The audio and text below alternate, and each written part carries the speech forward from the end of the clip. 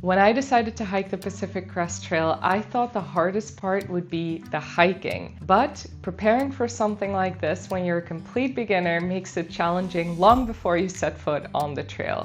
In this video, I'll talk about 3 things that really matter before starting the PCT. Planning your hike with the right tools, staying safe on trail, and a few small things that make your first days on trail a lot easier. I'm preparing for some thru hikes myself right now, so today I'm going to take you along on one of my walks while I talk about some of these topics.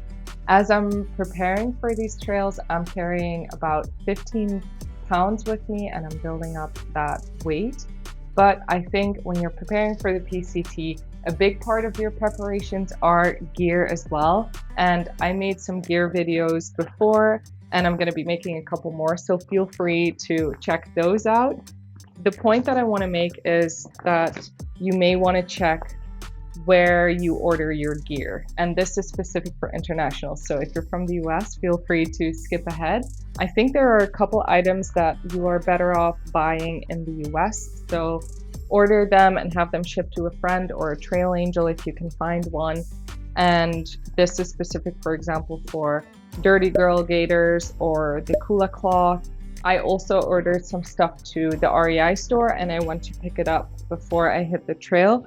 And that was, for example, for my sun hoodie and the Sawyer squeeze, for example. So that would be my tip. It makes it a lot cheaper when you don't have to pay for the import cost.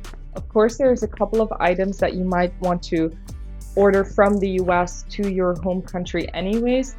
For example, the big Agnes tent that I brought on trail, I got it in Europe because I wanted to try it out before committing. So I tried it out on a shakedown hike. I'm sure that if I had bought it in the US, it would have been quite a bit cheaper, but that item was just really important for me to test out beforehand. And yeah, it's different from, for example, the Sawyer squeeze. I think that one is quite straightforward and everyone carries it, so you'll figure it out while you're on the trail. But yeah, see what items you want to buy beforehand and what you want to buy in the US.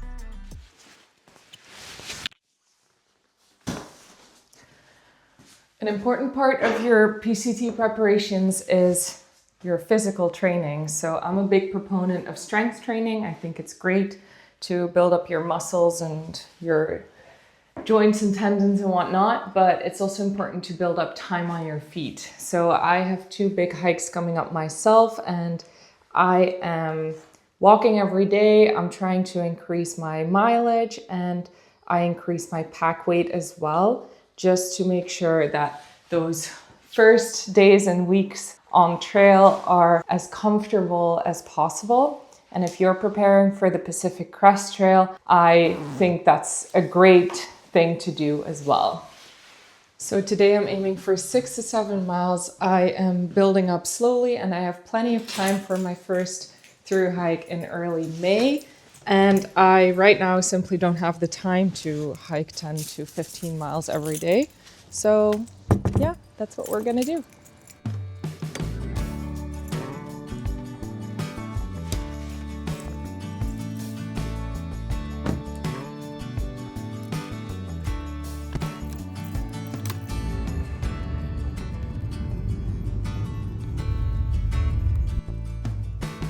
It's just a 10-minute drive and I'm in the middle of this national park. Pretty awesome.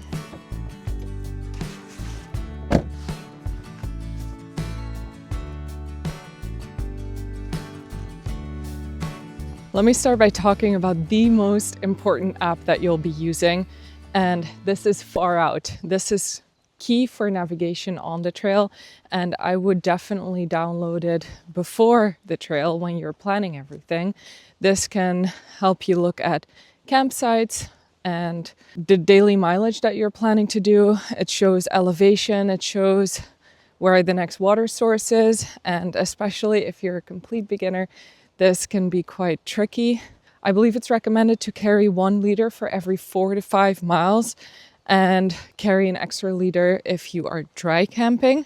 As you get further on the trail, you'll figure it out for yourself if you need more or less. In terms of food, it's good to have Farout before the trail as well, so you know a little bit what to expect, how many days of food you need to carry. If you are sending resupply boxes, you can figure out how many days you need. I will talk a little bit more about resupply and boxes in the next video. I believe food is a completely different topic.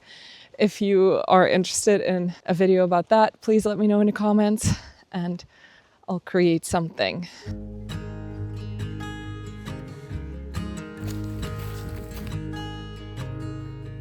Oh my child, I know you're hurt and you can't let go.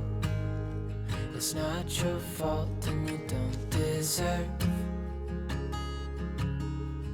all the bad and the hurt. There are a couple other things that you should do before heading out on the PCT. One of them is that you don't just need your long distance PCT permit, but you also need the California fire permit. This is really quick and easy, but make sure you don't forget it. And you should also print your PCT permit and carry it with you. You can do this 3 weeks before your start date. Make sure that you do it in time because after your start date, you're not able to print it anymore. And rangers do check on the trails. Another thing that might be helpful is bringing 2 bank cards or multiple bank cards and not just one. This is just in case you are not able to pay with one of your cards or you lose one. And I always think it's a huge peace of mind. Not just that, but if you're an international, you might have some fee-free withdrawal limits. If I have multiple cards, I can withdraw more without having to incur fees. Other than that, I would arrive about 2 to 3 days early in San Diego or LA, wherever you're flying in, because you want to maybe do some final things, such as going to REI, and you will need to do your grocery shopping before the trail. If you're sending resupply boxes, this is a good time, unless you're from the US, of course, then you can do that beforehand. Again, I would not send yourself resupply boxes unless you have any dietary requirements. I really don't think it's necessary. I did it and it was a mistake. 2 to 3 days is also a good time to get over your jet lag, but I wouldn't arrive much sooner. I got to LA, I believe, 6 days before the trail, and I thought I would discover LA a little bit. I had never been. I was so excited for the PCT that I was just really anxious to get on trail, and I didn't really enjoy LA that much. It's also a very different vibe from the trail, so it's not really what I came to the US for. I would just do 2 to 3 days, get settled in, get all your stuff sorted out, and just focus on getting on the trail. I would also, in that time, figure out your cell service if you are, again, if you're an international. So you may want to go to Verizon or AT&T or T-Mobile. Those are the 3 main ones. I had AT&T and Verizon on the trail. AT&T through my UK provider, and I also had a US plan with Verizon. And I would say Verizon was great. So I would recommend Verizon.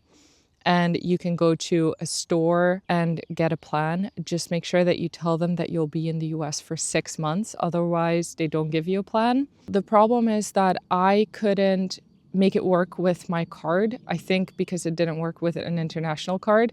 So I just asked one of my American friends to help me out, and I would give him cash and he would then pay Verizon for me. You can also get those prepaid cards at Walmart and some other places. So you could just get a couple cards at Walmart and be settled. And you can cancel this at any time. So even though they ask you to be in the US for at least 6 months, if you want to cancel after 1 or 2 months, that is possible as well. And that is absolutely no problem. For the start, depending on how fast you hike, I would carry about 2 to 3 days of food. After about 20 miles, you pass through Lake Morena and you can eat something there. There's a small store that you can buy some stuff at, but it's not anything amazing. and then you'll reach Mount Laguna. Same thing, you can eat there. There's a small store. And after, I believe, 77 miles, you have Julian, which is slightly bigger. But I wouldn't carry all the way to Julian. Just carry like 2 to 3 days of food and you'll be fine. I would also get to the terminus the day before. You can get to the terminus with the Southern Terminus shuttle, or if you are on a budget, you could take the bus. Make sure that you check the bus schedule. I took the bus and it was all fine, but I made a mistake with the schedule and that got me stuck at the transit center in San Diego for the whole afternoon, basically. So that wasn't ideal. I would definitely stay at Cleef the night before. This is an amazing space to meet other hikers, and they do like informative talks every night. They have a breakfast, I believe. It's just a great way to start your hike. Everyone is super excited, and yeah, you'll really enjoy it. And then also the next morning you have an early start and you can have your full day of hiking fully rested. At first I didn't think about it. At first I thought whatever, yeah. At first I thought I'd work around it. Another thing I recommend you do is talk to your friends and family about your trip, and if they are worried, especially about how you're going to stay in touch with them. I have an InReach, and that's how I stay in touch with my family. I just share my location, live tracking every hour with my sister so she can follow me, and then in the morning and in the evening I will send her check-in messages, so the start your trip, end your trip messages. She knows that something is wrong if I miss 3 or more messages. And I told her to then start asking around in the Facebook groups if anyone has seen me and get in contact with local law enforcement, I guess. And I know this is kind of sinister to talk about, but you need to chat with them about what to do in worst cases. So that is one thing, staying safe and staying connected. Another thing is to share your gear list. So let's say you go missing or something really, really bad happens to you.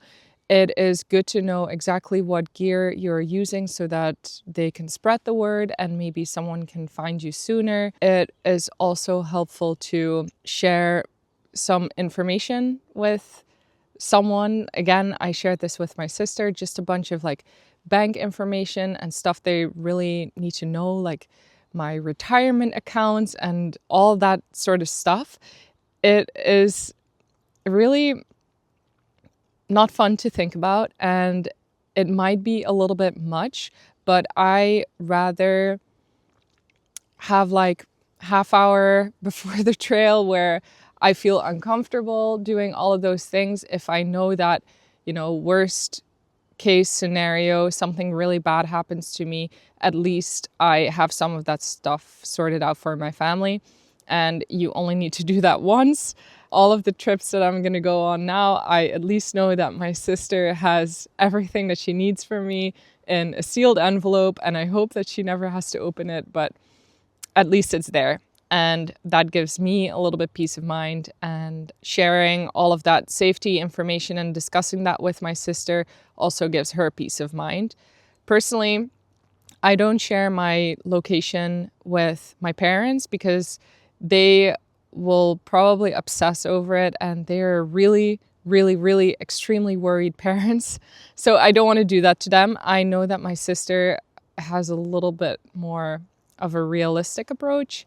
So I would rather have her follow me and kind of be the person to tell my parents that everything's fine with me and that I'm moving. So that is my approach, and I would highly recommend you do something similar. There's a few other topics that you should probably educate yourself on. I'm not going to go too deep into it right now, but I definitely listen to a bunch of podcasts. I watch videos, I read some blogs and all that stuff about animals. So you have rattlesnakes, you have bears, you have cougars.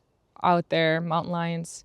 So it's important to know what to do and how to prevent actually seeing them or whatever you can do. Then you have weather. Of course, there is the heat, especially in the desert.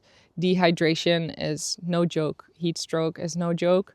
So know how to deal with that. Of course, there's also lightning, and that can be really dangerous, and forest fires, unfortunately. So it's really important to know what to do in those circumstances, how to be prepared. Hitchhiking. So this was also a big one for me, especially because I'm traveling solo and I am a woman. So on the PCT, I had the rule that I was not going to hitchhike by myself. I would just wait for someone else. And this is so easy to do, especially on the PCT. You'll make friends so easily. And even if you are more of a solo hiker and you're not interested in making tons of friends and hiking in groups all the time, you can easily just get to a road and wait for, I don't know, 20 minutes, half an hour, and someone will show up that you can hitch with into town. That was my rule. Of course, you can also just hitch by yourself. Just use some common sense. If you don't feel comfortable, come up with an excuse or have an excuse ready. Say something like, oh, actually, I just got a message from my friend and they will be here in half an hour, so I'm just going to wait for them. Or, oh, I just realized I left my stove out on a trail, whatever. Just come up with something and maybe you can walk back. And another thing that I did once or twice is I put my InReach on live tracking and I changed it from every hour to every 10 minutes. And I told my sister, hey, I'm getting in the car for a hitch right now, just so you're aware. This might all be way too much and you may feel a lot more comfortable with all of this. I'm just sharing some tips that I used if you feel like this is something of a concern for you.